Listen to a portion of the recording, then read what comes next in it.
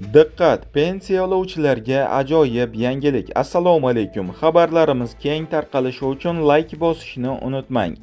Rasman bundan buyon barcha o'zbekistonliklar pensiya olishlari mumkin bo'ladi.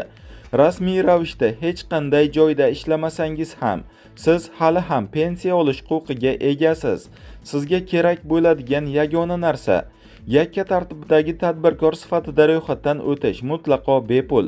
Har yili kamida bir barobar, ya'ni 375 ming so'm ijtimoiy soliq to'lash. Har bir to'lov uchun sizga 1 yillik xizmat stajingiz hisobiga yoziladi.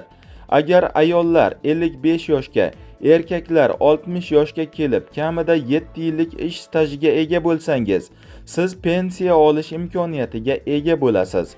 Minimal miqdor oyiga 648 ming so'm deyilgan xabarda. Do'stlar, ushbu xabardan boshqalar ham darhol ogoh bo'lishlari uchun like bosishni unutmang.